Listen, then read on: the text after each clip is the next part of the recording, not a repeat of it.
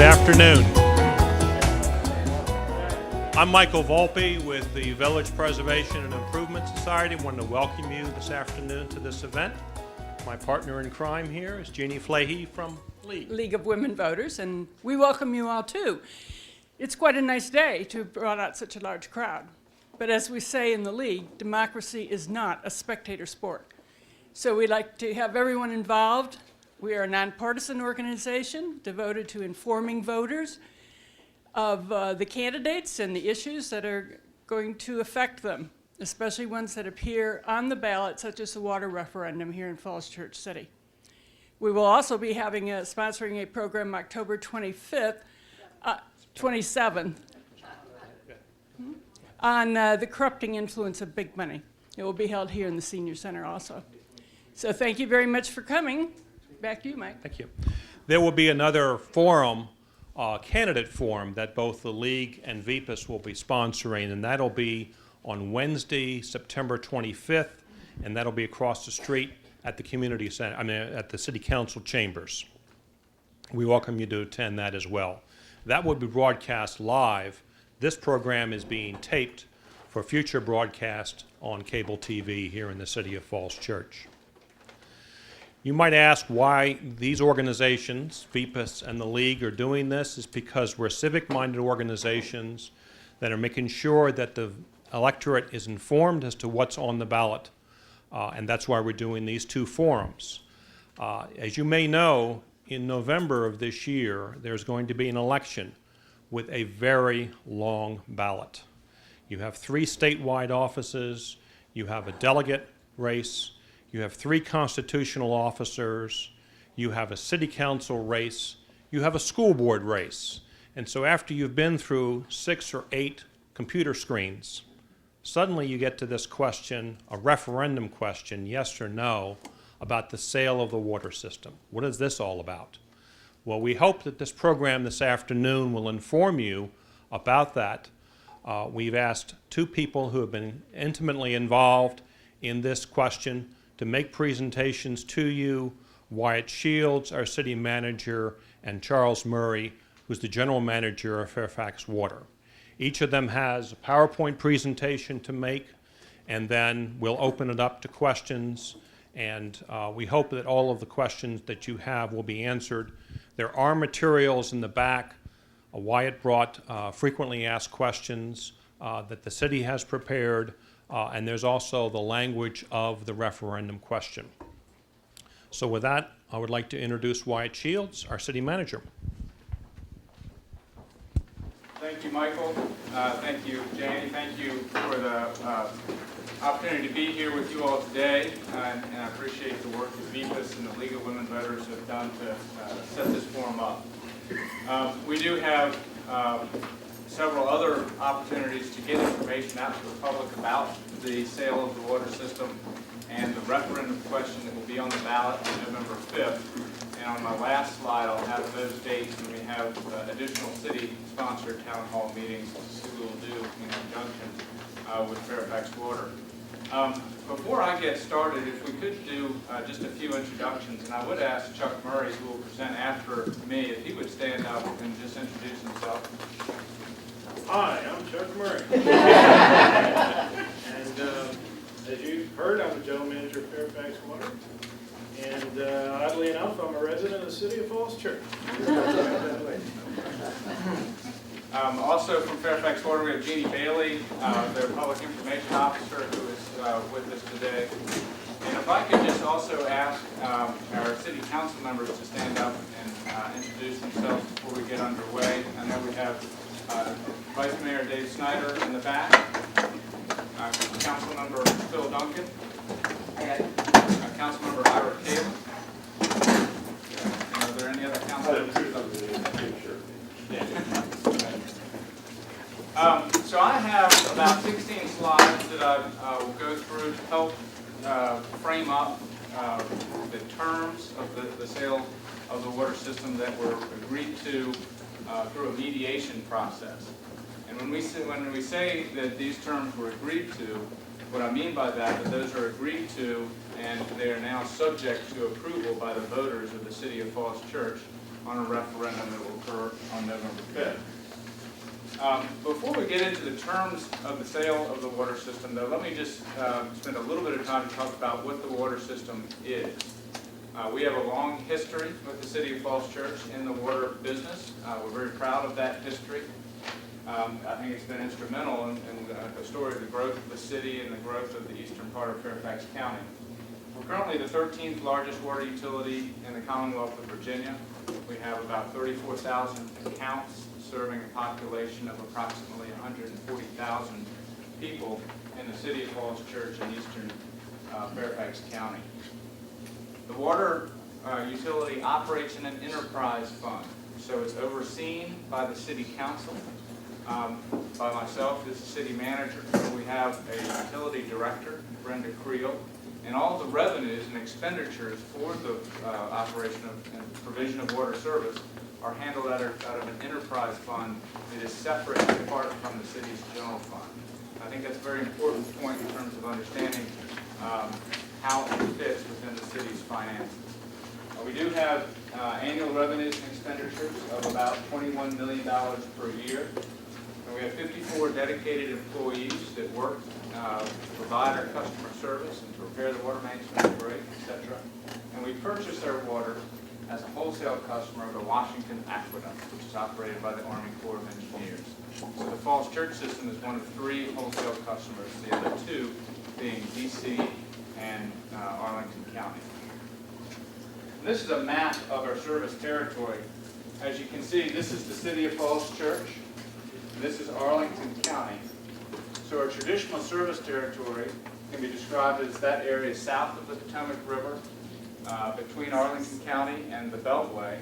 We do serve a portion of Tyson's Corner, not all of Tyson's Corner, but a significant portion of it, and down to Maryfield, down to the Route 50. The town of Vienna is currently a wholesale customer of the City of Falls Church as well. So that's a real brief overview of what the water system is as it currently operates. Now, we do have a referendum that's coming up, of course, on November 5th for the sale of the system, and that is driven by the city's charter. And this is the language of the charter, which states that there shall be no sale or lease of the water or sanitary sewerage utilities unless the proposal for such sale or lease shall first be submitted to the qualified voters of the city at a general election and be approved by a majority of all votes cast in such election. And so, thank you. I've gotten started without my mic on, so the folks with the tape version can't hear it. So that fixes that. I'll start over. So that's the question that will be, or that's the reason why this is going to the voters. I think the City Council's view is that this is an important decision. It's one that the City Council would want the voters' input on in any event.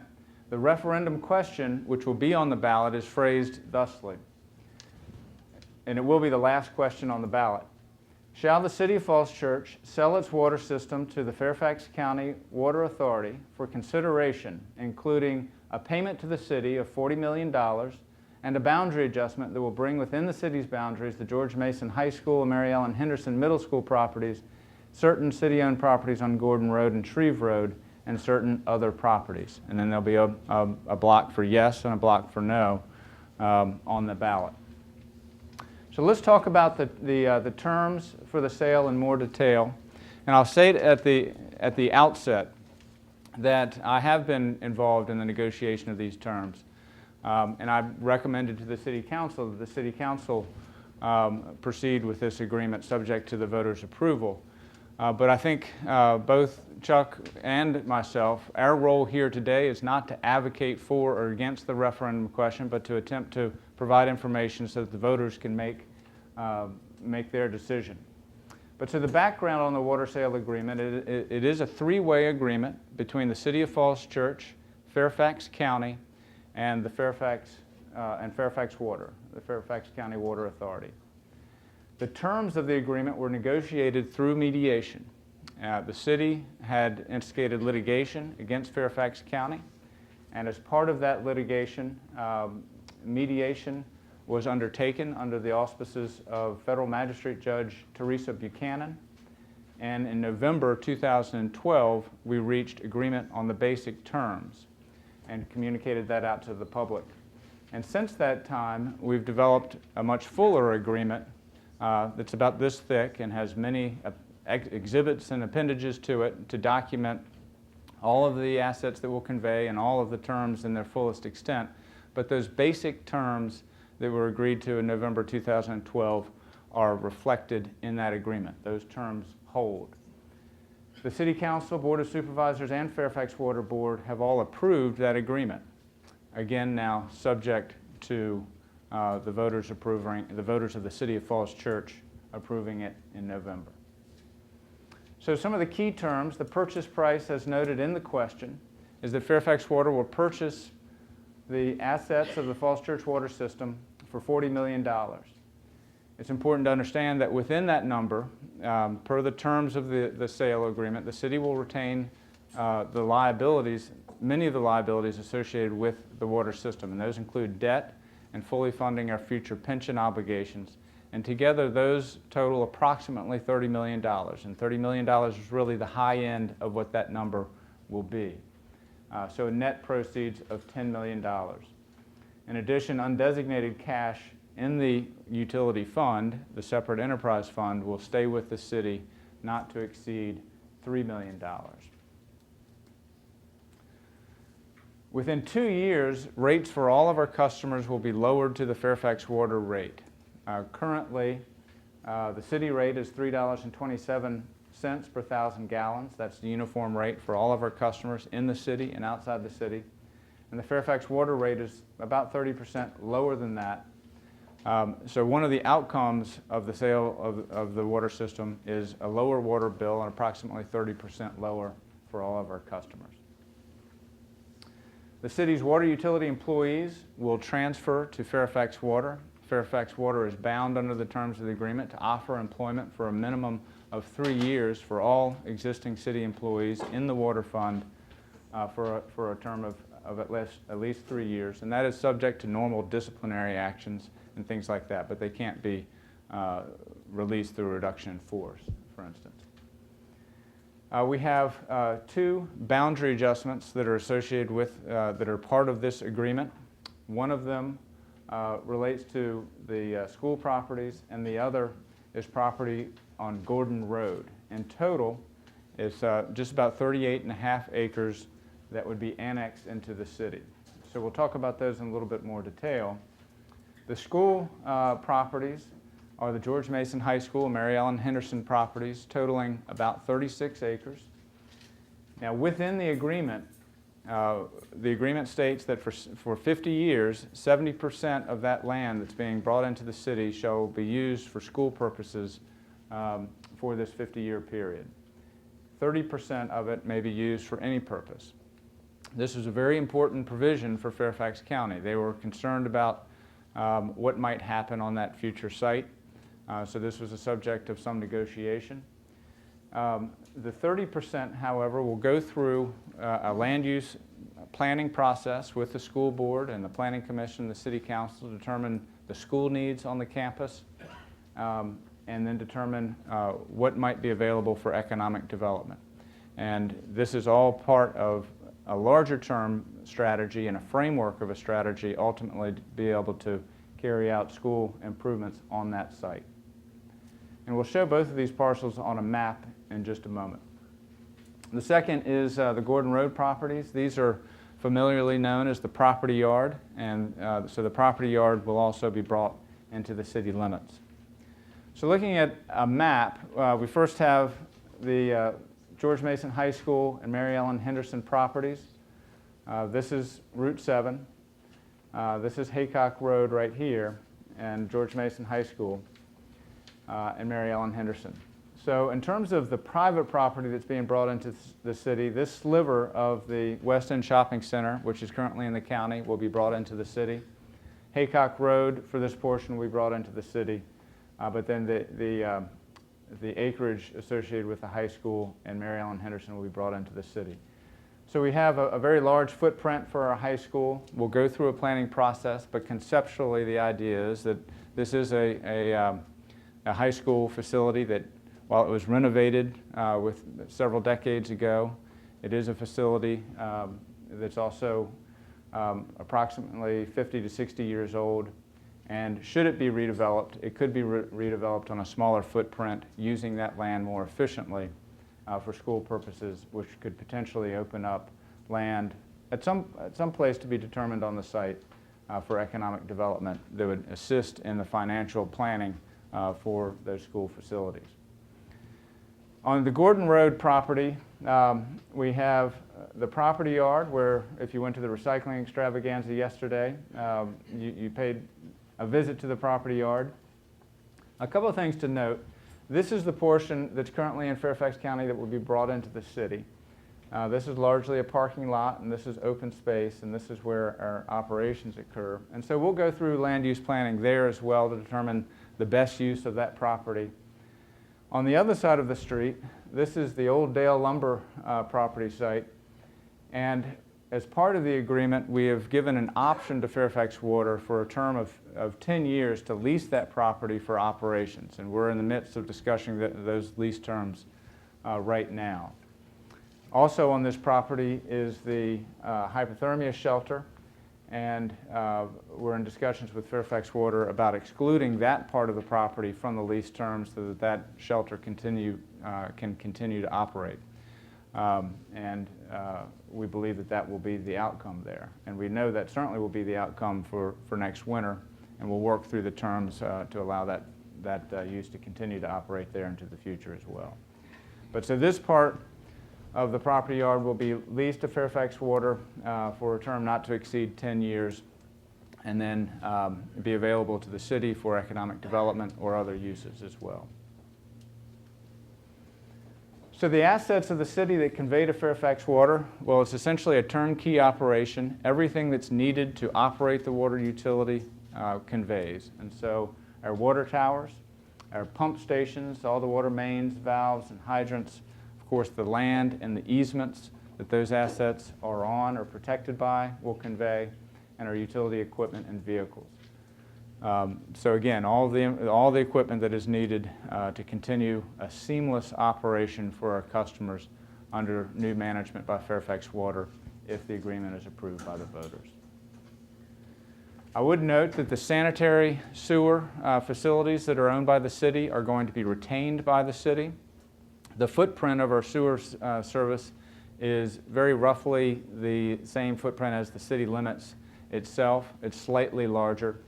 But we will continue to be in the sanitary sewer business. Our bills will be handled by Fairfax Water, and so you will get a bill with Fairfax Water's letterhead, but the city's sewer will be collected by Fairfax Water and then transferred over to the city, similar to how we do it for Fairfax County currently.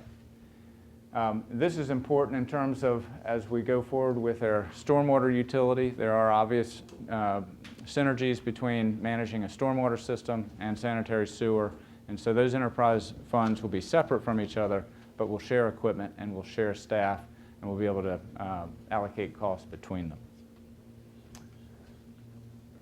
Fairfax Water will be then the retail water service provider in the city's traditional service territory. And if the agreement is approved by the voters, the closing date will be January 3rd, 2014. We've been doing a lot of work over the last 6 months with Fairfax Water to make sure that if the voters do approve it, it will be a seamless transition. So we've gone a long ways towards making sure that all of our inventory is correct, all of our data is ready to migrate over, all the sort of the nuts and bolts of the transition will be affected. And from the customer's perspective, your bill after that date will come from Fairfax Water. If you have a complaint or a water main break, you would call Fairfax Water for it to be addressed. And city water utility employees will take their positions with Fairfax Water then on January 3rd, 2014. So that's a summary of the terms and the overview of the agreement itself. I'm going to now turn the presentation over to Chuck, and then both will be available for for questions. I think that's probably the best way to hand it. To let Chuck present his information, and then we will stand up and answer questions. Thank you, everyone, for coming today. Thanks to the League and to the Society for having us.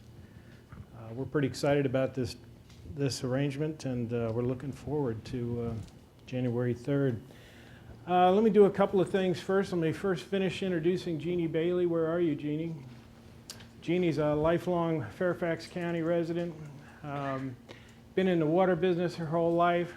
Her parents were in the water business, and she happens to be our public affairs officer. So anytime you need to know anything about Fairfax Water, Jeannie Bailey is more than happy to help, as well as I am. Let me finish introducing myself, and then I'll introduce Fairfax Water. I'm a native Washingtonian. I grew up in the District of Columbia. I'm a fifth-generation Washingtonian.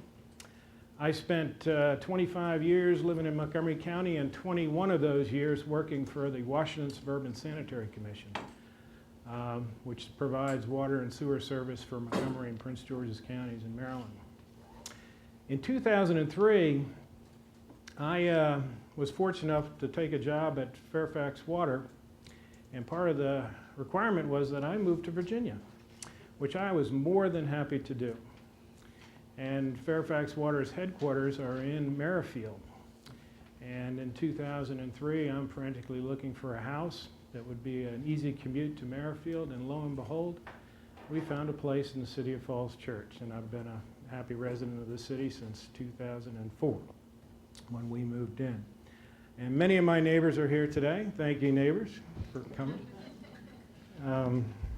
So, that's me. Now on to Fairfax Water. So, Fairfax County Water Authority was created in 1957. It was created by the Board of Supervisors for the acquisition, construction, operation, and maintenance of an integrated water system for supplying and distributing water in Fairfax County. It was chartered by the state in September of 1957. All right, so why did the Board of Supervisors decide to create this water authority? Well, in 1957, there was also an act passed in the General Assembly, the Water and Waste Authorities Act, which allowed localities to establish and create these authorities. The county government was having trouble raising the necessary funds to create their own water system within the county structure. Bonding resolutions were failing, and this gave the county an alternate way to establish a water authority outside the constraints of issuing bond resolutions. Why? Why do we need a water authority in 1957? This is a map of Fairfax County, actually a map of Northern Virginia that was created in 1957. And it shows in the index, which is hard to see, 26 separate and distinct water systems serving Fairfax County, from little tiny 5-home systems to the largest, I think, was the Annandale water system. And water supply in the county was pretty chaotic at the time. So a mission was established to operate and maintain a comprehensive county-wide water system to be accomplished through the acquisition of existing systems and the construction of new facilities. We are now the largest drinking water utility in Virginia. We serve 1 in 5 Virginians, about 1.7 million people when you include all the retail and wholesale customers. And we have 2 water treatment plants, one on the Potomac River and one on the Occoquan River, which feed from the north and from the south into the county and into our adjacent counties, Prince William and Loudoun.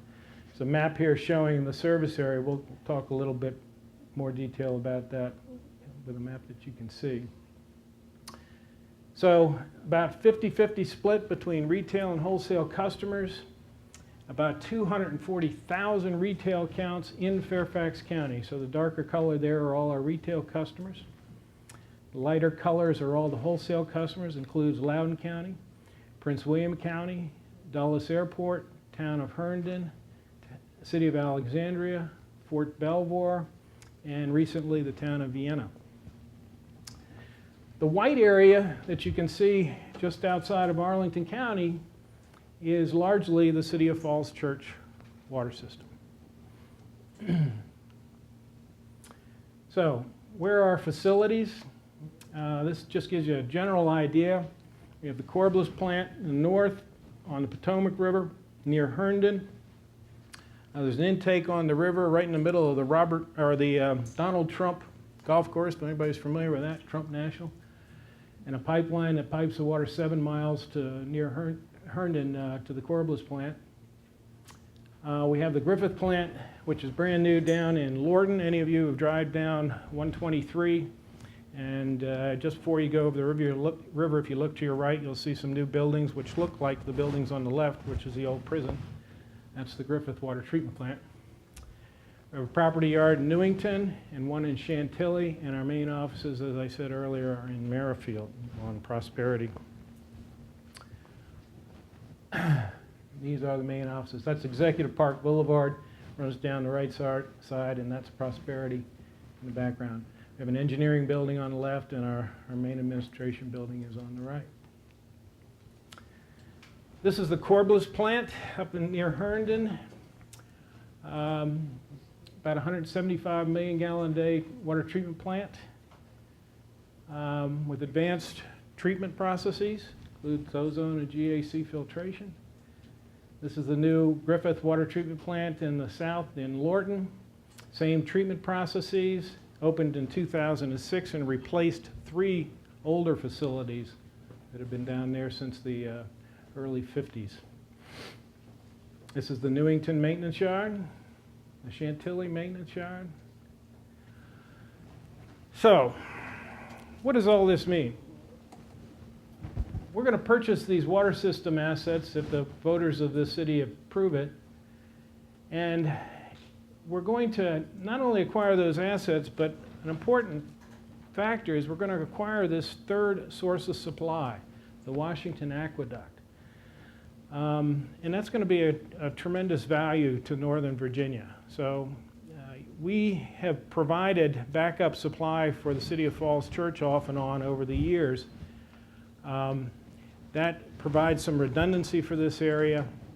Having the Washington Aqueduct and have that system integrated into a bigger system of our 2 treatment plants, 3 sources of supply, is a wonderful advantage for Northern Virginia. I would suggest we will enjoy within the decade one of the most robust and reliable systems in the country as a result of that. Wyatt talked about the boundary adjustment. I want to talk a little bit about the city employees. We have met with each and every one of these employees. We've determined how they're going to fit into our structure. We're going to provide them comparable pay and benefits, and we've told them what those are. And we look forward to making them Fairfax Water employees after closing. After closing, we don't intend to make any dramatic changes. We'll continue to operate out of the Gordon Road facility, and we'll continue to rely on those same employees to provide service, and we'll transition from there over time as we can harvest additional efficiencies. We talked about the rate equalization. We talked a little bit about the benefits, but the economies of scale and capital and operating we think are going to be significant. In capital, both of our separate systems have capital improvement budgets. These anticipate substantial improvements in pipelines and pump systems and so forth. The integration of these 2 systems allows us opportunities to do that differently and to do it more efficiently. And we think there's going to be millions and millions of dollars in harvested benefits over the next coming decades in reduced capital expenditures because of this ability to integrate the assets of these 2 systems and move water more efficiently as a result. So we're looking forward to that. The water business is very capital intensive, and so the larger the system, the more efficient you can be. And so there are significant economies of scale. And we've talked about 3 sources of supply. I want to just spend 1 minute on this map here. This is the Potomac watershed. And I just wanted to give you a feel for how these water utilities cooperate in sharing resources, raw water resources. So this is a 12,000-mile watershed. And you can see the service area for Fairfax Water, the City of Falls Church, Arlington, WSSC, and the District of Columbia. All 3 of these utilities under regional agreements share these resources from 3 rivers, the Occoquan, the Potomac, and the Patuxent. And we have reservoirs on all of those systems. We have the Occoquan Reservoir in the south. WSSC has 2 reservoirs on the Patuxent River. There's a regional reservoir in the middle of Montgomery County, Lake Seneca, which drains into Potomac and provides augmentation during low flow periods. And then way, way out in the western part of the watershed, 220 miles upstream, are 2 reservoirs, Jennings-Randolph and Savage reservoirs, which provide another 20 billion gallons of water for drought purposes. And so under these regional agreements, during periods of drought, we monitor very closely the flows in the river through an organization called the Interstate Commission on Potomac River Basin. And these utilities coordinate very closely on where the water is going to be withdrawn, from which intakes, and how do we maximize the efficient utilization of the water in these reservoirs. So, that's a brief introduction to Fairfax Water. There's a lot more we could say. I just want to say that it has been a real pleasure working with Wyatt over the last year to work through the details of working through this agreement. I want to thank Ira for his help in the mediation and negotiations. They were hard fought, but we think we've come to a fair and reasonable solution that will be to the benefit of all the customers of both systems. And I want to just say it couldn't have been more of a pleasure to work with the staff of this city over the last several months to work out the details of the agreement that hopefully we will execute on January 3rd. We're excited about bringing new customers into our system. We're excited about bringing the new employees into our employee family. We're prepared to do that, hopefully without any hiccups come January 3rd. But if there are any, we will address them as quickly as humanly possible. I'm a resident of this city. I'll be voting yes. And I'll be expecting a high level of service from Fairfax Water. So thank you.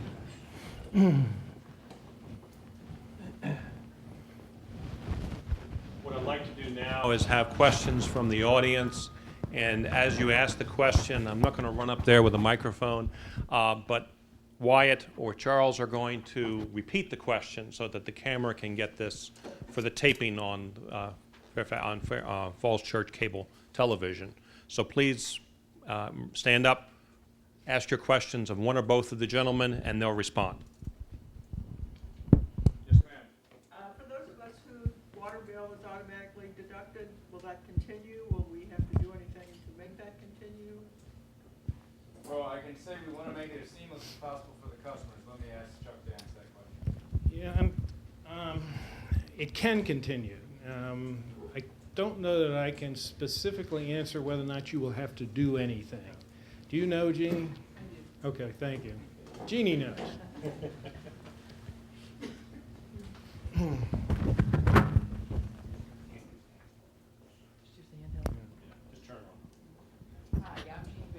Meet all of you.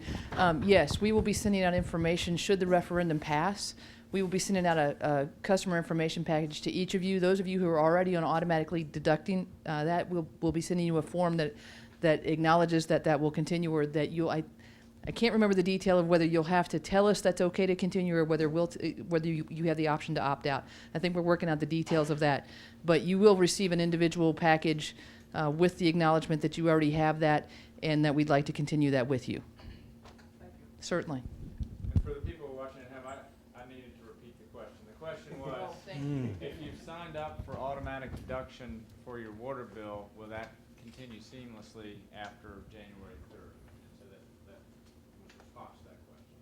Question for Mr. Shields. The question is in reference to the $30 million that is in the hookup fee account. I don't know the exact account name that the water has.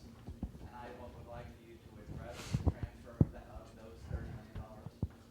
Yes, the question is, the city has accumulated, apparently this mic isn't working, so we'll do a handoff.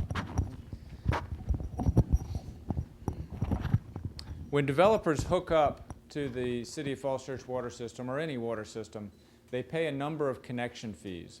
And one of those connection fees is called the availability fee, which is a contribution for future capital expansion of the system to handle their growth, the increased demands they're putting on the system. Those accumulated fees will transfer to Fairfax Water. And let me say why. When we valued the water system, the way the valuation is done is you take what was the cost to build the system, and then you take out from that what was contributed to the cost of the system. In other words, not paid for by the city or by the ratepayers, but instead paid for directly by developers. And then what's left over, once you've deducted the contributed costs, then you depreciate the value of those assets, generally on a 50-year schedule, so that the value of those assets declines over time just through normal wear and tear. Those availability fees are a contributed asset. And so when we did our valuation study, those were assumed that whoever bought it was going to receive the benefit of those availability fees. They're just over $24 million, so it's a significant amount of money. But again, those are contributions by developers, and those do convey. Yes. I've got a question about the valuation process versus what it was valued at 10 or 15 years ago, when the city hired a consultant for about $250,000 to provide a valuation and that return on investment concept that kind of started this whole process, if you will. And at that time, the valuation seemed to be significantly higher. And compound question, can you tell us now what went wrong in that consultant's advice on the amount of management overhead that the city could use for the water fund? The studies on the valuation of the the question was the valuation that was done more recently. Why was it different from earlier valuations? Earlier valuations were higher. That was the question. The city has done valuation studies in the past on numerous occasions, and the methodologies that have used have produced very different numbers over time. The evaluation that we did in 2012 was specifically designed to provide decision support for the City Council as it was grappling with the future of the water system. And so it was done using utility valuation methods that would be used as part of an auction process. It would be used by regulators to determine what the fair market value would be if an investor-owned utility were to purchase it. And those principles really hold whether a public entity buys it or an investor-owned buys it. And that methodology, the accepted standard is depreciated costs minus the contributed assets. And so that's how you determine rate base, and that's how you determine value. Yes, Barry. Two-part question. Just curious why the graduate center property was not included with the other school property into the city, since we own that property, and as you know, school property in the city is a big resource, and we need it. Also, the 50-year deal, does that preclude us from having a commercial school situation up at the George Mason property? So if we do renovate the total school or rebuild the total school, can we incorporate any commercial into it at this time? Or does it just have to be totally school for 50 years? Okay. So the question is, why wasn't the UVA Virginia Tech Center part of the boundary adjustment? And then secondly, I think one way to rephrase the question, what's the definition of educational uses in the agreement? Is that a way to phrase your question? Could it be a commercial education use or just a public education use? For the second one, I'm going to ask John Foster to answer it. John Foster, the city attorney, is here with us, and he has been instrumental in terms of these negotiations and making sure that we've done all of our legal due diligence. But let me, along with his legal team. But let me first answer the first question about the UVA Virginia Tech Center. I think that is something that in the process of the negotiation, that was on the city's request list. We went through mediation. Both sides had to give and take, and at the end of the day, that piece, as part of those negotiations, was carved out. As I noted during my presentations, the boundary adjustment was something that was fought over. I think is the right way to say it. It's something that the city, a boundary adjustment was something that the city sought, and the county was very resistant to that, and at the end of the day, we got a compromise that we think that all parties can live with. Do we know why they were resistant for that? I mean, it's not income producing, so why would they care? I think the concern is the potential density and the future development of the site. And so the county has control over that now, and they didn't want to give up that control into the future. I think that, broadly speaking, was the county view of it.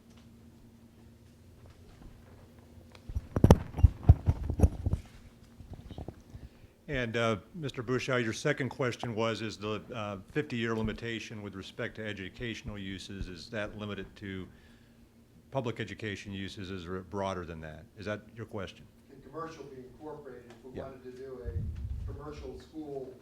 Yes. I mean, we don't narrow the definition down to public education only. It's more broadly stated as just an educational use. And so, I think that in light of that, it could be a commercial or private education use as well. The key is it has to be an educational use. What is the theory behind Fairfax County controlling the use of city jurisdiction area once it's turned over to the city? That seems bizarre that they have a 50-year control over land that we not only own, but jurisdictionally we control. As Mr. Shield, the question was, what is the theory behind the 50-year limitation on land that the city will control following the approval of this boundary adjustment? I was also at the federal mediation, as Mr. Shields was, and as he stated just a minute ago, it was very important in this negotiation to the county that the entire portion not immediately be available for redevelopment because of density concerns and the impact that would have on the county with respect to traffic flow. And so that, I think, based on statements that were made, was what was driving them. Just a retort, that seems bizarre considering that Tyson's is 2 miles away, and the concern about traffic at our little metro stop there, and that little piece of land is such a micro speck in the world. It's just unfathomable. I cannot speak for Fairfax County because they're not here. What I would stress is looking again at the nuts and bolts of this federally mediated resolution that's going to be before the voters in November. We have to compare what has been agreed to in principle with what we have now. And what we have now is, in Fairfax County, as I understand it, this land is zoned R1 residential. It would have to be approved if we wanted to make a change in the use. It would have to be approved through a 2232 process by the Fairfax County Planning Commission, which is very heavily reviewed, and they have the legislative discretion to say no. And so I think it's important when you're comparing what is being presented and what you'll be voting on is what we would be able to do if we did not have this federally mediated deal. And the answer is we would not be able to make really any use, quite frankly, of any of that land if it were used for anything other than an educational purpose. And so, looking at the pros and the cons, one pro here, it seems to me, is that there is that ability for the 10.8 acres to be used for immediately for development, again, following an extensive community discussion with both city residents as well as the school system.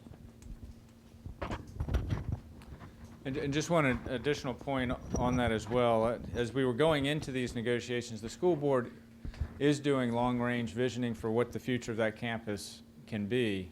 And they were considering a more vertical arrangement of the high school, a more efficient use of the land, even before these negotiations began.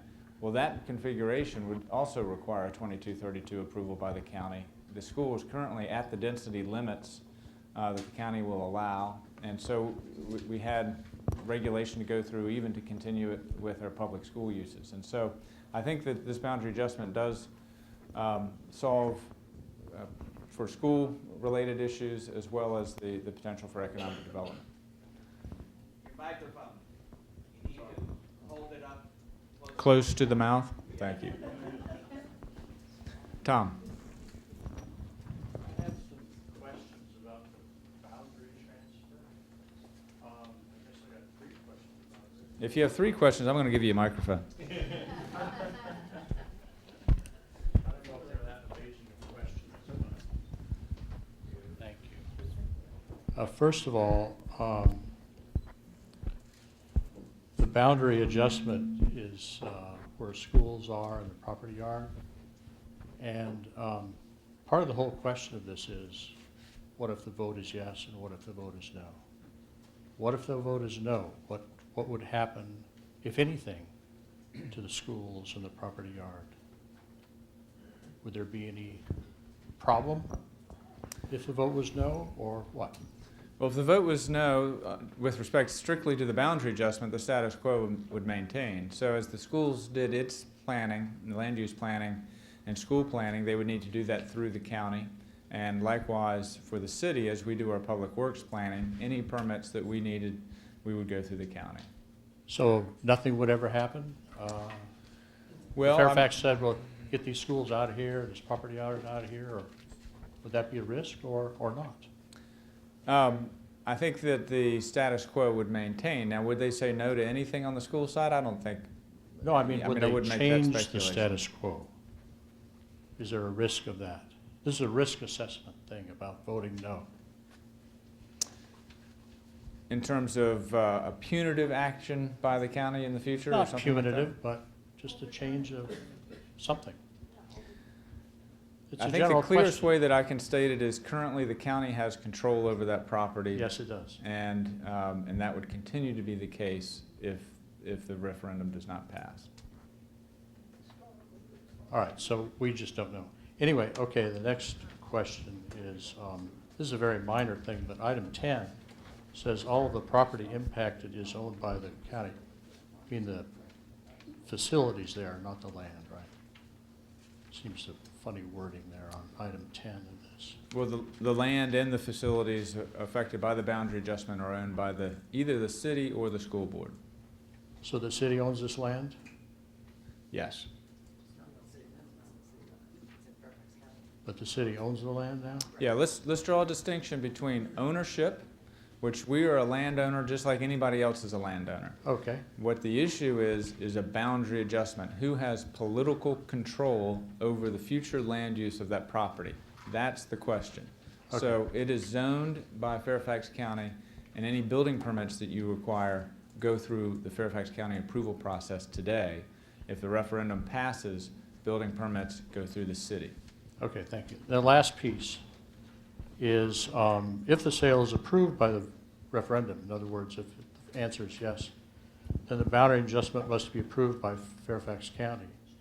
So if we vote yes, it's not a done deal if the boundary change happens, right? Looks like there's another thing that has to have yes or no after that. I'm going to ask Mr. Foster to answer that question. I think that I'm going to go ahead and say right off the bat that it will be a done deal. But let me now give you a more technical and legally correct answer.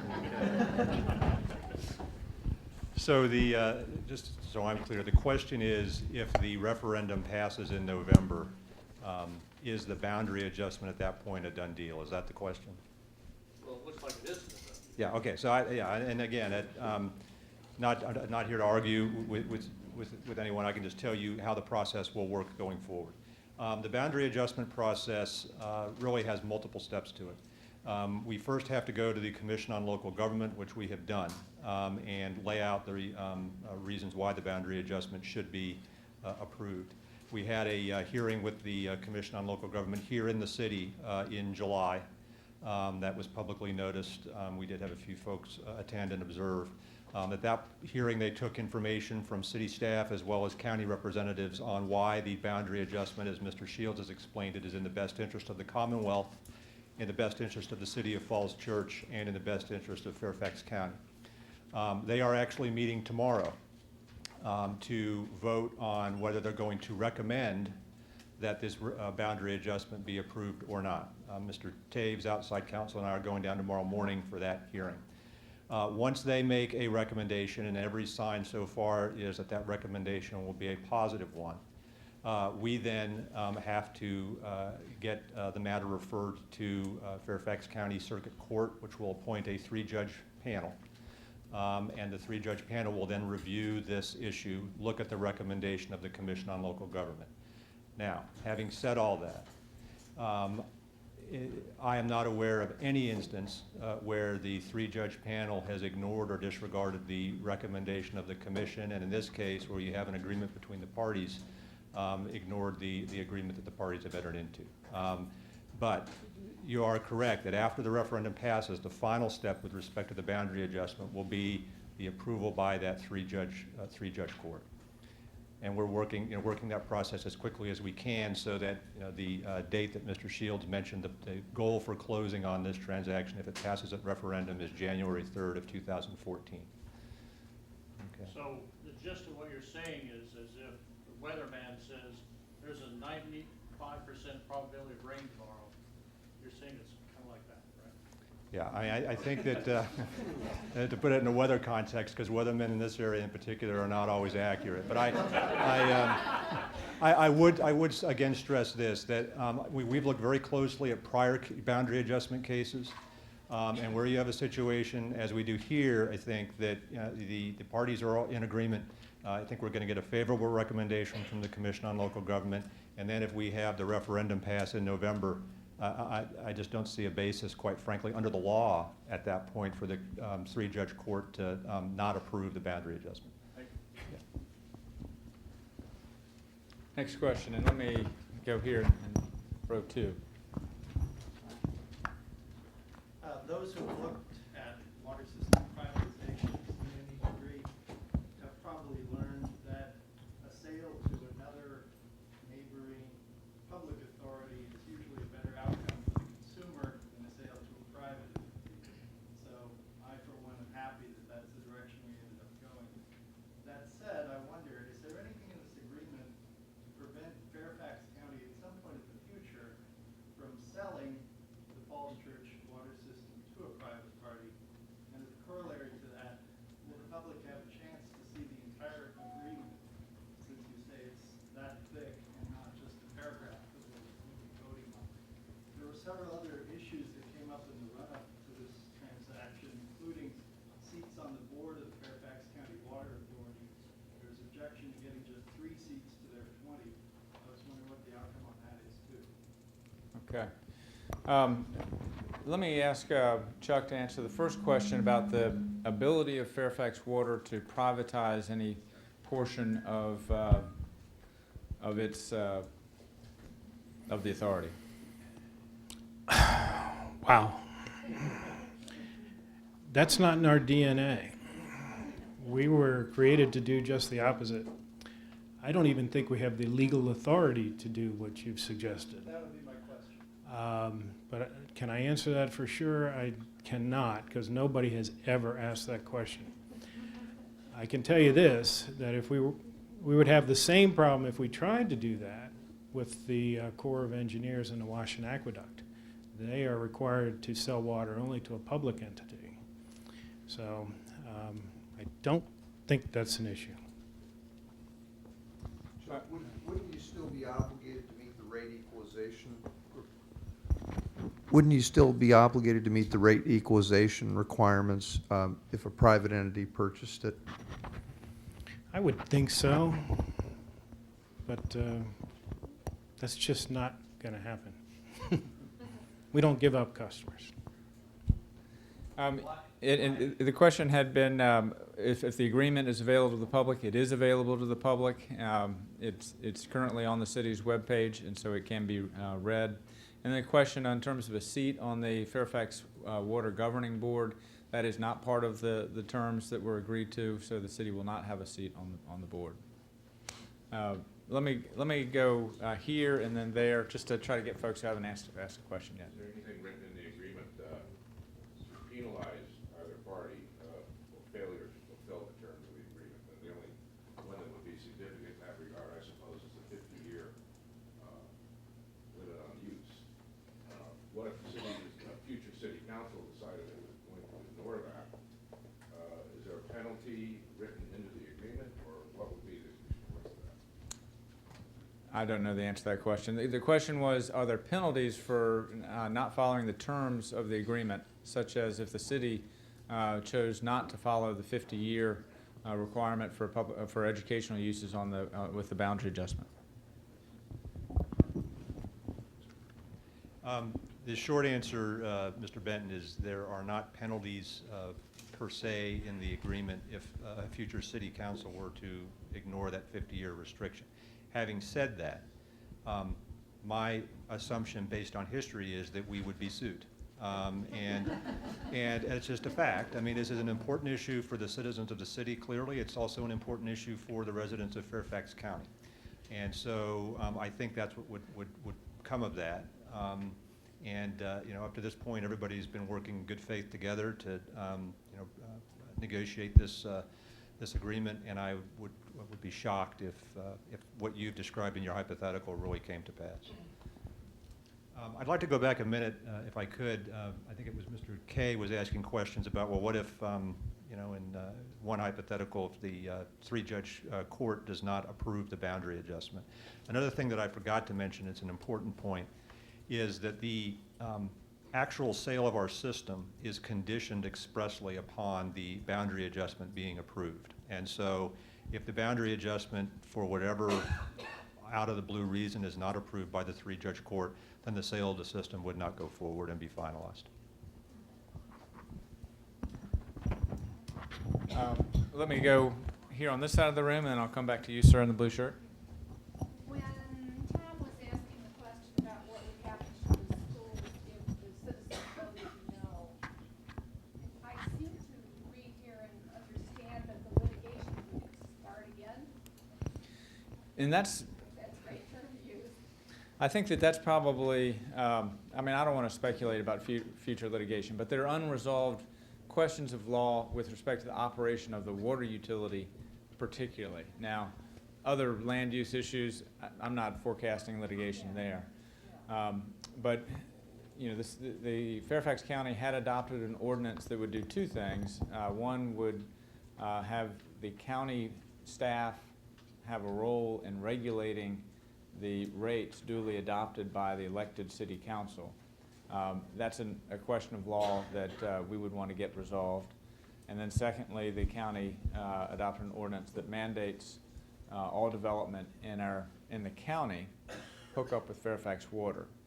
And that is the law of the land right now. And so that's an issue which there may be further legal discussions about as well. But so that when in the FAQs, when we refer to that, those are the two issues that specifically we're referring to. Yes, sir. He asked part of my question, but the second part is, if we resume federal litigation, what can we anticipate will be the expected annual cost to the city of pursuing that federal case? Well, let me just say this. The cost of litigation is high, and I don't think I can put a dollar figure to it, but it is significant. It is more than $1 million a year, I think, is a reasonable forecast to properly prosecute that litigation. And from my personal perspective as a public servant, I believe that, and I think John would agree with this as well, any dollar spent on litigation is not a dollar that's going towards public service directly for the benefit of our customers. And so we seek to avoid that.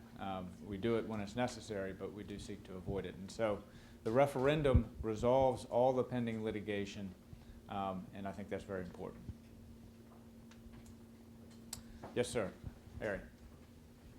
I'm sort of a nuts and bolts type of guy, and I think having a spreadsheet listing our assets on one side and our liabilities on the other would give us a really good picture of what our water system is worth. I mean, every shovel, every pick, every compressor, truck.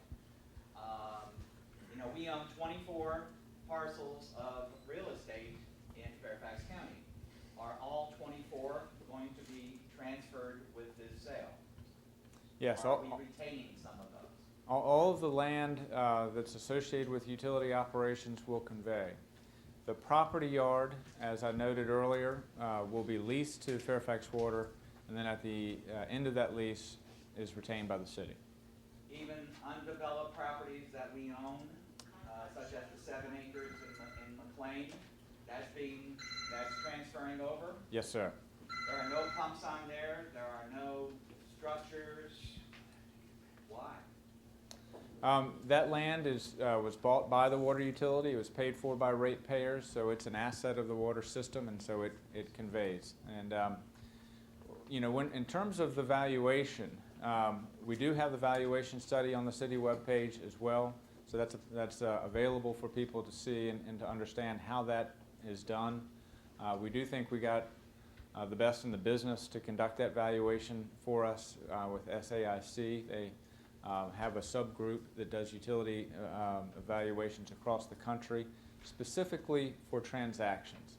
And so we think we did have very good advice on that, and we got a very solid valuation. It was used as a basis for the negotiations. Off the top of your head, can you tell me what the real estate value is of our water system, the pumping stations and the 3 acres on Cedar Lane, 7 acres in McLean,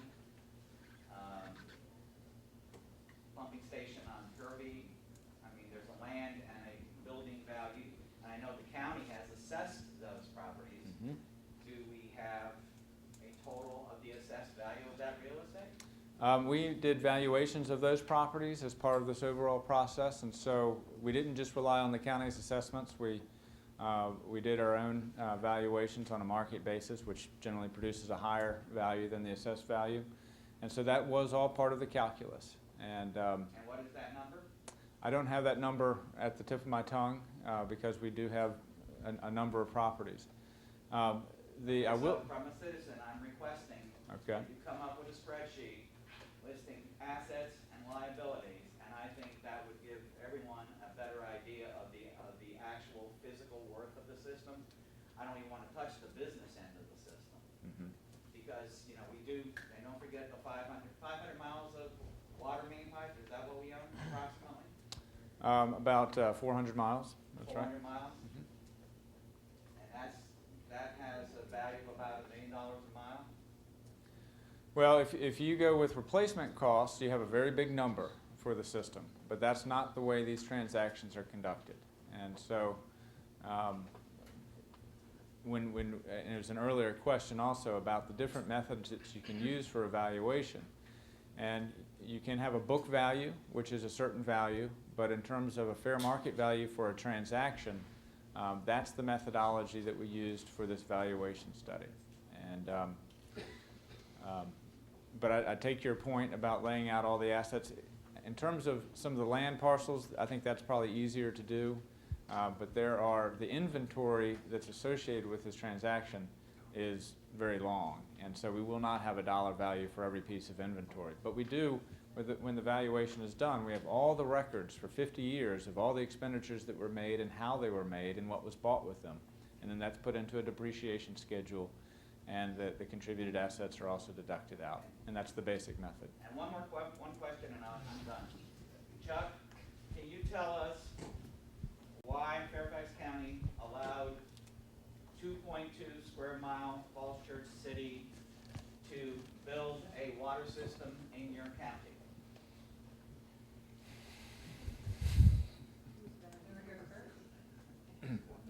I can answer that question, but if you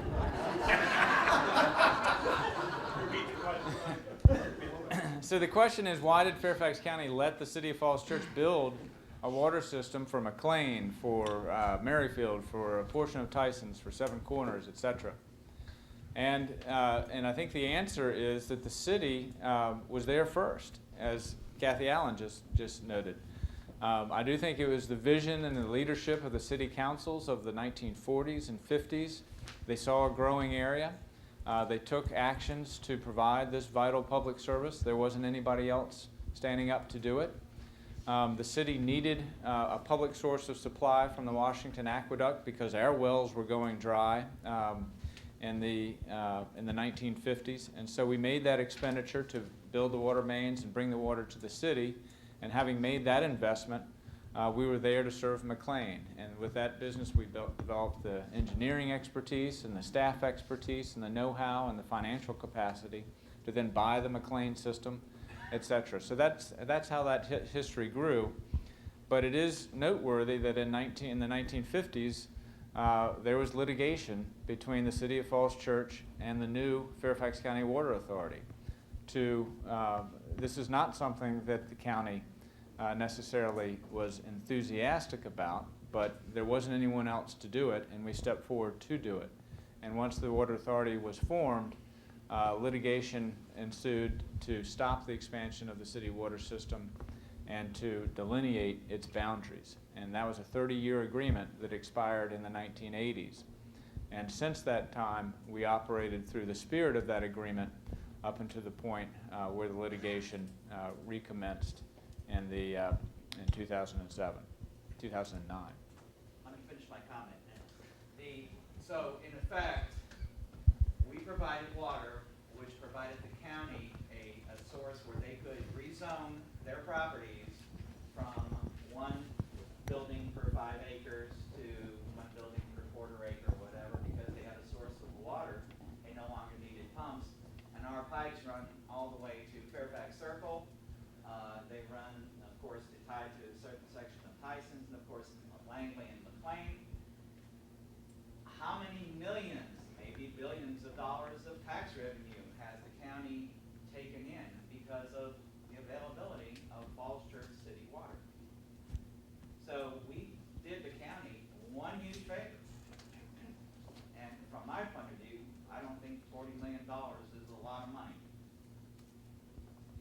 as far as the price tag is concerned. Yes, ma'am. I would just like to add my support to this comment by the homeless shelter. It really makes me concerned about how it could be moved and where it could be moved, because over the years, we've had some pretty ugly discussions about where to place humanitarian services. And I would really hate to see that kind of thing come up again. So I hope that we can be very sensitive and sensible about what we do with the homeless shelter. Mr. Brusso?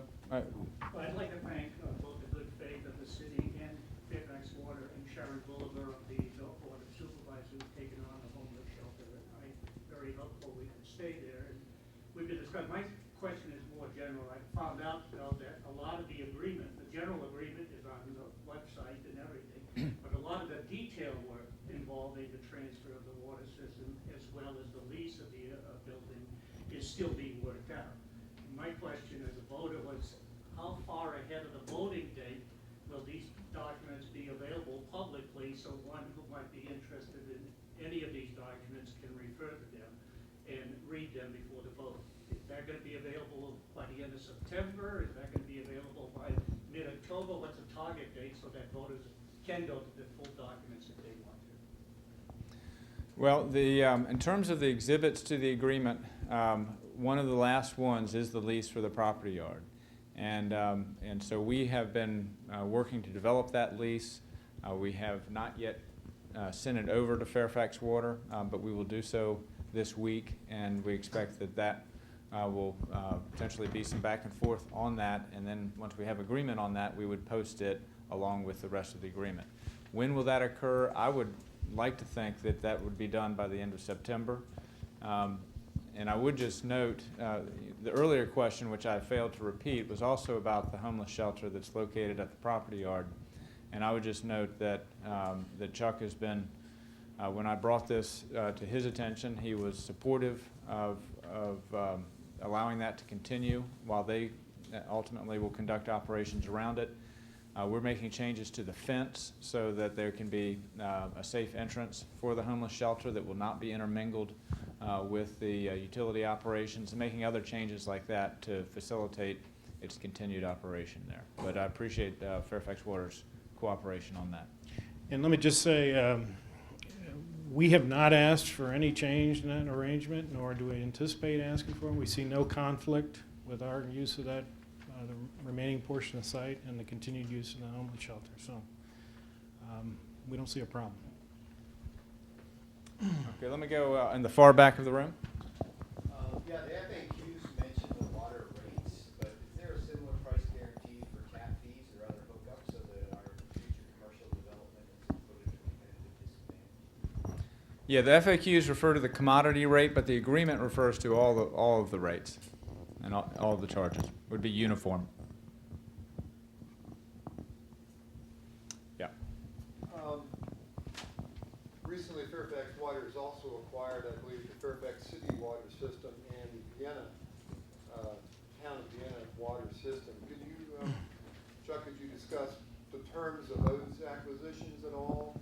And doesn't that kind of make you a monopoly? And what incentive would you have to keep the rates low if you have a monopoly? We have negotiated in mediation with same Judge Buchanan an agreement with the City of Fairfax. We hope to close with City of Fairfax on the same date, January 3rd. Town of Vienna, we do not have an agreement to purchase their system, but we have signed a wholesale service agreement with Town of Vienna. So we will be, well, we would have been supplying their wholesale service if the Falls Church agreement were to go through anyway, but we have a separate wholesale agreement with the Town of Vienna. The Fairfax deal is quite different because City of Fairfax had their own water treatment plant. And in the arrangement with the sale agreement, they would be purchasing treatment capacity in the Fairfax water system. And so there's a cost to purchasing that capacity. In this case, it's $20 million. In the City of Falls Church's case, the capacity exists with the system, so there was no requirement to purchase capacity. So the deals are quite different. In terms of a monopoly, I think we were pretty much created to create a comprehensive integrated system for Fairfax County. That was our mission. We're public and we're nonprofit, and our results speak for themselves. We are governed by public officials, appointed board of directors, appointed by the board of supervisors. And if you look at the rates and fees and charges compared to other utilities, we are the lowest cost provider in the Washington metropolitan region. We anticipate that to continue because we'll have additional economies which will come from these operations. It's much more expensive to operate a small water system than a large water system. And so in this case, I think our results absolutely speak for themselves, and we hope to spread those economies across as wide an area as we can. But we're chartered to serve all of Fairfax County.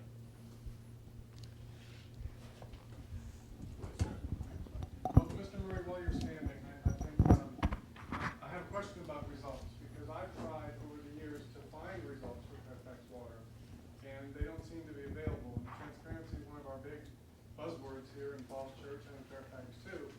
Am I wrong that the financials for Fairfax Water are not published for upwards of 5 years now? And also along those lines, it appears that Fairfax Water is charging higher fees for different things than Falls Church does. For instance, there's additional amounts earned on wholesale sales to Loudon, Alexandria, and et cetera, Prince William, so that there's actually a subsidy to the retail rate, which is not necessarily a bad thing, not necessarily illegal, but that was one of the... And it's not true. There is no cross-subsidy from the wholesale customers to the retail customers. I know you've said that many, many times. You'll probably continue to say it, but it's not true. All of our rates, fees, and charges are based on two principles. Number one, growth pays for growth. Existing customers don't pay for the growth of the system. And number two, all rates, fees, and charges are cost-based. Every 3 years, we do a cost of service study to verify our rates, fees, and charges. And each of those rates, fees, and charges are accounted for in that cost of service study. What does it cost to provide that service? Here's how we set that rate. The wholesale customer agreements are all available. They are all cost-based. What does it cost to provide wholesale service to that customer? Those costs are then reflected in the rates charged, and they are trued up every year and audited by the wholesale customers. They are cost-based. Our financials, Jeannie, am I missing something? Our financials are posted on our website as we speak. I believe they are. I will double check that, and if not, I would be happy to give this gentleman my card and send them to him. Happy to do that. All right, They are available. our financials are done every year. We have a CD we can send you. They're all in there. Growth pays for growth, cost-based, and I can go through that item by item if necessary.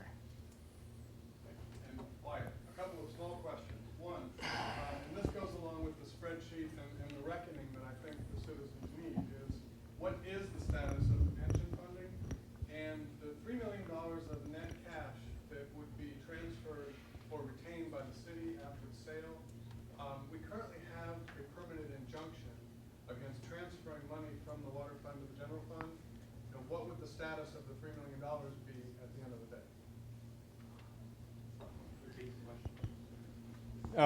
day? So the first question was a seconding of request for the inventory of the assets in terms of what would convey, and a request for the status of the pension and how pensions will be handled for employees, what liabilities remain with the cities, and which ones will go with Fairfax Water.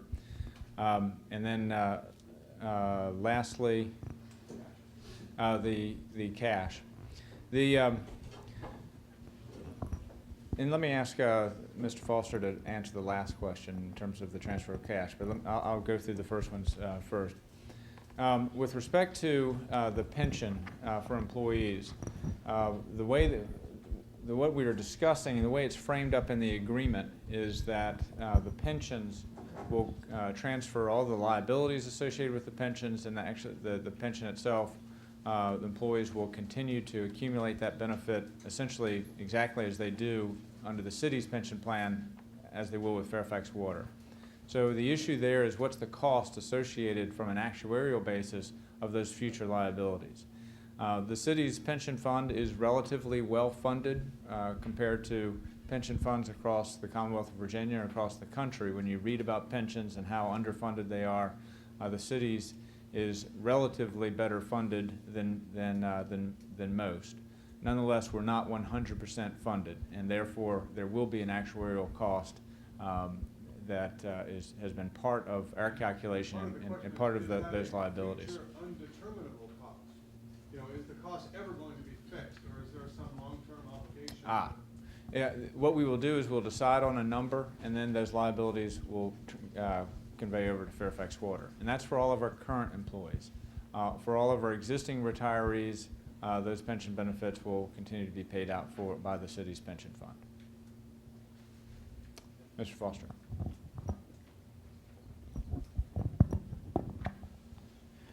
Mr. Miller, I think you were referring to the 2010 injunction that was entered by Judge Ney. You'll recall, because I think you were on City Council at that time, that Fairfax Water was the other party to that injunction. Fairfax Water is a party to this three-way mediated agreement and have agreed to the transfer of this $3 million. And so, we're comfortable that this is going to be okay under the injunction and will not be an issue.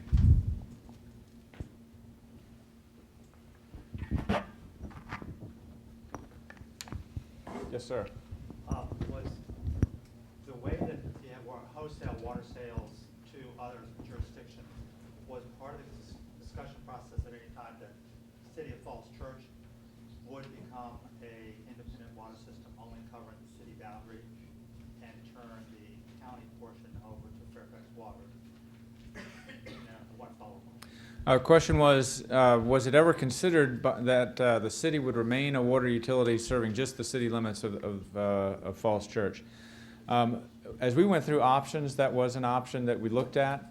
The difficulty with that is that operating a water system that is small is expensive. And so we didn't think that that was a good financial decision for the city. And one other small question is, the wording on the referendum says the transfer of the boundary line adjustment includes the schools, Gordon Road, and other properties. Other properties, those water sites spread around Fairfax County. No, it's phrased that way because there is the sliver of the West End Shopping Center that's part of the boundary adjustment as well. So it's inclusive of that. Mr. Peterson? Is there any reason to think that the quality of the finished water delivered to the tap will change for better or worse as a result of this? Chuck, would you like to answer that question? Is there any chance the quality of the water for the existing Falls Church customers will change as a result of this transaction? And the answer is no, it won't. The Washington Aqueduct supplies the service area. They will continue to supply the service area. We will be wholesale customers of the Washington Aqueduct. We will participate in the future capital decisions associated with any treatment upgrades at the Washington Aqueduct. But in terms of day one, nothing changes. Yes, sir. Mr. Galen. Speaking as a private citizen, not as a council member, this is my personal view. I'm going to stand up if you don't mind. Having looked at this issue in great detail, I just want to put the financial angle on it, which is what I can speak to best. Right now, we have an asset that produces nothing for the city because of the injunction that you mentioned. So we have this, and we get, in terms of inflows to the city's general fund, nothing. And we will never get anything for it. On the other hand, we have to issue bonds for the system's expansion or the system's maintenance, rehabilitation, and we are the guarantors of that bond. So if there's a payment interruption, whatever happens, an earthquake, whatever happens, and we don't get the revenue, the city taxpayers are exposed to pay for all those bonds when we can't get any money ever from the system. So as a business transaction, the issue is what do we do with the proceeds we get in order to get the maximum value, which no one actually here has discussed, but there is the issue of the proceeds. And there are ways in which we can actually convert that into benefits to the city. As regards the boundary issues, again, just looking at it from a purely financial issue, the city's capital expenses the next 5 years or 7 years are upwards of $150 million, $120 million rough, more or less, for the schools. And if we are going to be able to fund what we need for a new George Mason and an upgrade, we need to have additional sources of revenue. There is no development projects on the board that will be able to provide cover to pay for those capital expenses. We have to develop another revenue stream. For me personally, as regards the 70% that has to remain as an educational facility, we still will need a place for a high school, so I don't consider that to be a terribly onerous request. Seems to me a perfectly reasonable one, and we do get almost 11 acres to develop, which will be a serious new revenue source to cover our capital expenditures going forward. So the issues of the valuation are there. There's many ways to do it. All I know is I'll never get the money I paid for my car, no matter how well I maintained it. It just isn't going to sell for what I paid for it. And that's sort of the way life is. It's a wasting asset. All capital investments are wasting assets. They always depreciate, and you gotta pay whatever it takes to keep them up. And even when you do, you don't get all your money back. Just upgrade your kitchen and see if you get all your money back when you go to sell your house. It's just the way things are. As for the land outside the city, if we kept it, we would still be subject to the same restrictions regarding the use that Fairfax has today. So if we kept it, it still doesn't do anything for us because they control how we use it. And these are the reasons on a personal basis, not talking for the city council. Personally, I think it's a very fair deal. And speaking for Chuck, I actually have looked at your balance sheet very carefully. And since Fairfax Water does not have private investor position to protect, doesn't have shareholders, doesn't pay dividends to the private sector, and given the solidity of your balance sheet, I can't imagine why you would have any need to increase your rates, particularly going forward, but that's another issue. Thank you. All right. Let's go here and then there and then back to Tom. Jeff. So the city has recently adopted a pretty strong position in favor of recognizing and being ready for the effects, long-term effects of a changing climate, particularly with respect to electric utilities. And the Washington area was recently identified as being particularly vulnerable to long-term water supply issues as a result of climate change. I guess I wonder what policies or expectations Fairfax Water has with respect to preparedness for climate change in general and promoting water efficiency and efficient use of the supplies that we have in particular. Yeah, the question has to do with climate change and our preparedness to meet whatever challenges that places on water supply. It's a very good question, as a matter of fact, very timely. I showed you a map of the Potomac watershed and how the Washington metropolitan region cooperates on raw water supply issues. And I mentioned an agency, the Interstate Commission on the Potomac River Basin, or ICPRB. There's a section of that agency which is funded by those three water utilities, Fairfax Water, WSSC, and the Washington Aqueduct, called the cooperative section of the ICPRB.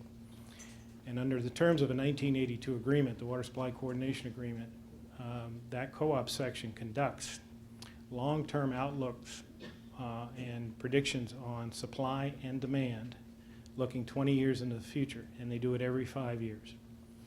The last one was done in 2010, and after that one was done, there was an additional study done to look at the impact of climate change. And as many of you know who have studied the issue, the models are all over the place. But nonetheless, pretty rigorous analysis was done. And it showed an increased risk of needing additional stored water resources sometime between 2030 and 2040. Under the non-climate change scenario, we're good to 2040. Under a climate change scenario, some of those risk factors can change. They could go either way. We could get wetter, we could get drier in this region. Nobody knows for sure. Some of the models say wetter, some of the models say drier. But we do know this. Rain events will be more intense, less frequent, and there will be these periods of extended dryness. So as a result, these three utilities have been cooperating on looking at additional resources for the long term. Fairfax Water's contribution to that is a plan to build a reservoir in Lorton out of the Vulcan Quarry. I don't know if anybody is familiar with that area, but there's an enormous rock quarry immediately adjacent to our Griffith Water Treatment Plant and immediately adjacent to our high dam, which holds back the Occoquan Reservoir. Under terms of an agreement which we have come to with Vulcan and are now going through the comprehensive planning process in Fairfax County, in the year 2035, a portion of that quarry will be turned over to Fairfax Water for water storage. and will hold almost 2 billion gallons of water, and will be filled by gravity from the existing reservoir or from the top of the estuary, which is also adjacent to the quarry, during winter months when there's fresh water in the estuary.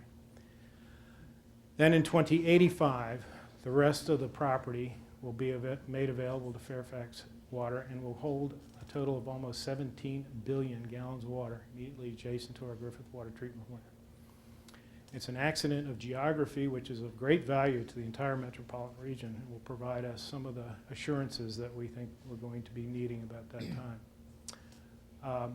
In terms of water conservation measures, we do everything the city now does in terms of encouraging conservation. Jeannie has all sorts of activities associated with it. A lot of them are on the web. We have brochures and what have you that encourage people to use water wisely. And we are partners with Metropolitan Area Council of Governments, as is the city, in terms of how we respond to drought and the drought response plan. So nothing changes in regards to how we respond to drought and how we deal with conservation issues. Let me go here, and then I think we had a question back in the back of the room. Two small things, Wyatt, looking forward on the property. One is it correct that the school property is owned by the school board? And the question is, does that mean anything to the future potential for development or utilization of proceeds? And the second question is the Virginia Tech UVA Center. That is subject to a long-term lease option. So really, whether it's included or excluded, and it is owned by the city, but there's a payment stream coming from that. It will ultimately be acquired, we assume, by the colleges. And is that right? And is that a reason not to worry about it? I think it is. The question is, who owns the land, and does it matter with respect to the school property? Is the school board ownership versus city ownership? And then the UVA Virginia Tech site, what are the terms of our lease agreement there? First, with respect to the land, who owns it? Of the 36 acres of the George Mason and Mary Ellen Henderson campus, I think 24 acres of that are owned by the school board. That's really sort of the core high school site and the Mary Ellen site. The football field is entitled to the City of Falls Church, and then the back parcel where the leaves are recycled, that's titled also to the City of Falls Church.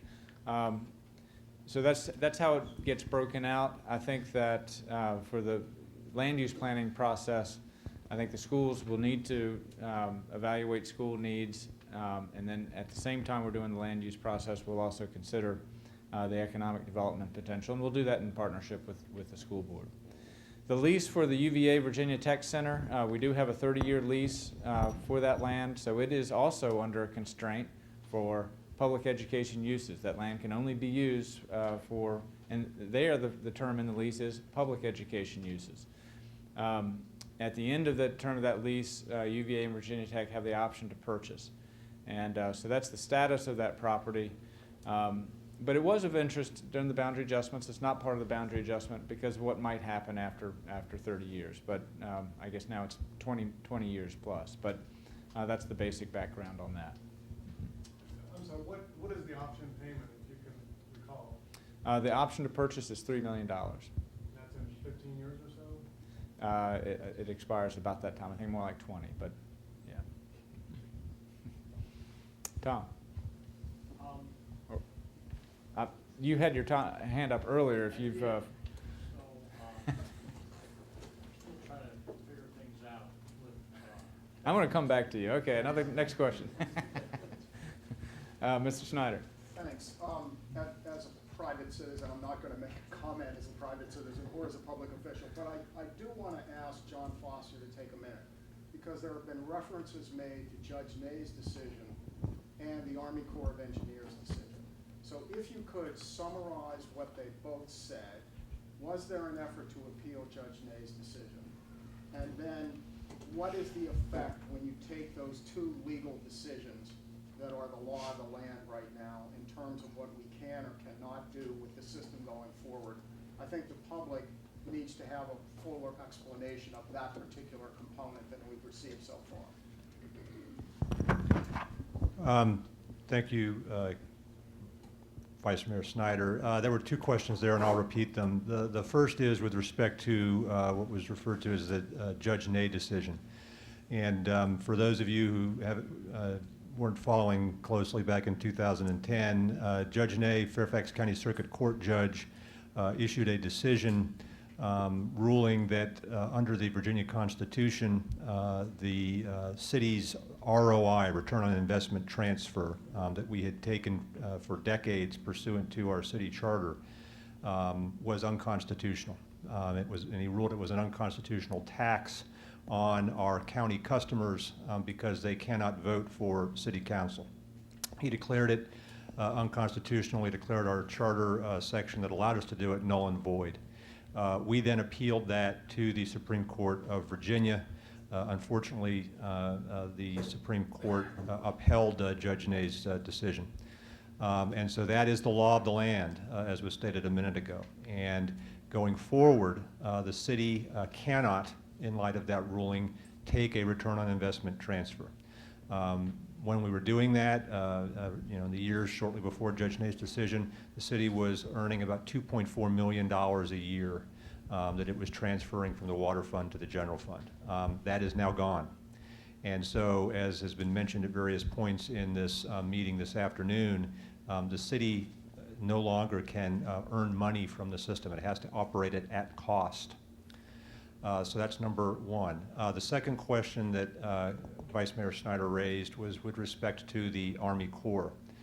And as I understood the Vice Mayor's question, in 2012, the city was going through the steps necessary for a public auction process of its water system, whereby we would auction and sell the system to the highest bidder. That looked like it was likely going to be what's called an IOU, or investor-owned utility. We received from the Army Corps in early 2012 a formal written opinion advising and concluding that we could sell our system to an IOU. And based on that opinion, we went ahead with the process. Late in the process, shortly before we were actually going to hold the auction, the Army Corps unfortunately reversed itself and said that it had concluded that we could not sell our system to an investor-owned utility. And so, referring it or relating it to some of the talk that has taken place this afternoon, we cannot, in light of that ruling, at any point in the future, sell our system to an IOU.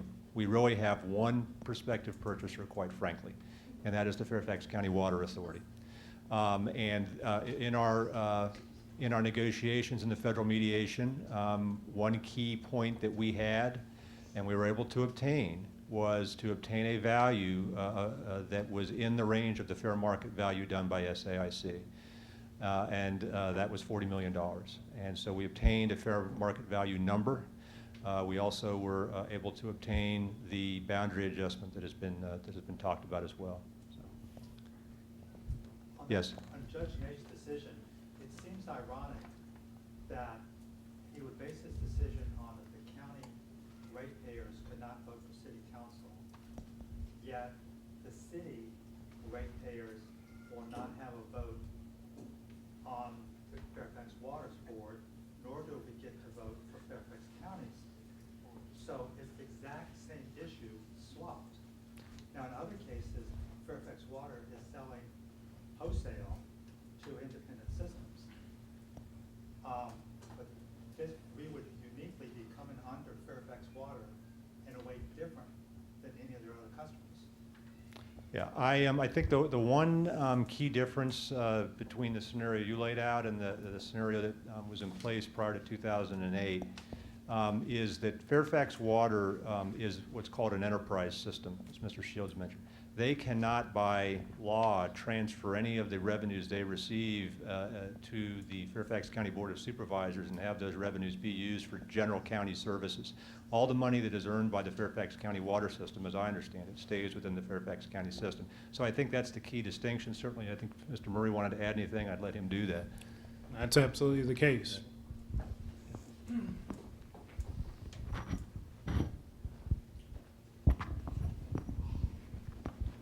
All right, we've got two questions to the back. Let me take Tina first, then Tom. I'm confused about the property yard. It will come into, we're already using it. It will come into our boundary, but Fairfax is If you'll bear with me and let me call up the map. And I think I can explain it pretty easily. The question was about the property yard. And so the property that will be brought into the city is this part that is currently in the county. So this is our, this aspect of the property yard, the parking lot, and the empty lot in the back.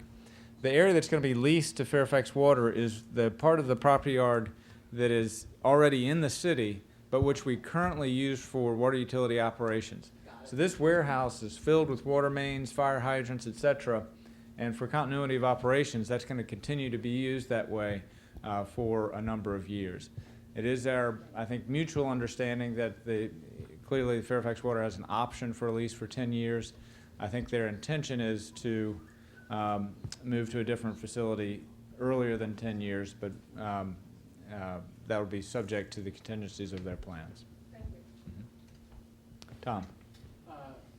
The vacant land that's a part of the water system, we always were told that there were limitations on what can be done on that. Are there any limitations now that it's going perhaps to Fairfax County Water, or does it have to stick for water purposes? Well, the properties that are in question, there is a parcel that's on Powhatan Road, and that's a wooded lot. It is, if I recall correctly, 7 acres, so it's a significant parcel. It is zoned for low-density residential uses. Then the other property is a single-family house next to the Chesterbrook pump station. That's just a one lot. And then there's a lot on Cedar, which is about 1/4 of an acre. So those are the 3 lots that were bought for utility purposes, but never put a water tower on them or a pump station or that type of thing. Those 3 properties will convey as part of the transaction. They are all zoned for low-density residential. So if the Fairfax Water were to use them for anything, they also need to go through the county's 33, or through their land use approval process, and they will use it for utility purposes. Yes? Wyatt, on the right, left-hand map that is displayed up there, would you indicate where the new city boundary would be with regard to, say, Shreve Road and Gordon Road? Yes, so this is Shreve Road coming down this way, and this is Gordon Road. So you oh, you can't see the laser? All right. So this is Gordon Road, and it tees into Shreve right here. So this is Shreve, and then up at the very top is the intersection of Shreve and Broad Street. So the boundary will take in the city-owned land and go out like this all the way to Shreve Road, and then follow Gordon back to the city limits. And then the city limits continue on down this way, and will continue up to Broad Street, and then you can see up on Broad Street, they'll head west again to pick up the school piece. Well, what about Long John Silver and Steve Rogers? Those were discussed, but they are not part of the boundary adjustment. Okay, so that's a chunk out of it. So that will remain in the county. That is correct. We all know those properties would prefer to be in the city, but we'll speak no further of it. Yes, ma'am. I have to come closer since I'm deaf. I don't live in Falstead City. However, I'm very concerned about the property Falstead City owns in Powhatan, which I'm the neighbor. I live next to it. And whether Falstead City is giving this to Fairfax County, or you still keeping that property on Powhatan? That property will convey to Fairfax Water. Because we're very concerned about it. Mm-hmm. So whom do I contact about it? Well, we are currently the owner of it, but after January 3rd, Fairfax Water will be the owner of it. So you could either contact me. Because our neighborhood was not contacted at all about it. Mm-hmm. And it's very important that we know, Okay. because we want to know what the plans they would have, and so I'll come to you after the meeting. Yeah, we're very concerned. My cul-de-sac goes into it. Okay. It's 8 acres of the only forest left Mm-hmm. in that area.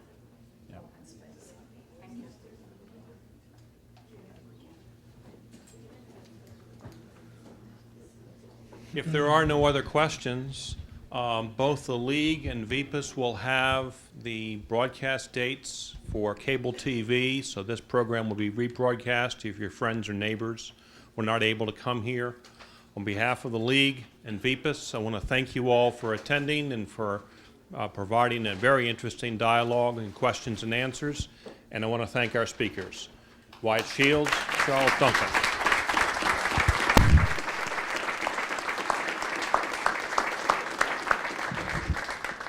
As I mentioned earlier, both the League and VPUS will be sponsoring a forum on Wednesday, September 25th at 7:30 at night at the City Council chambers, and that will be a traditional debate among the City Council candidates who are standing for election in November. Thank you very much.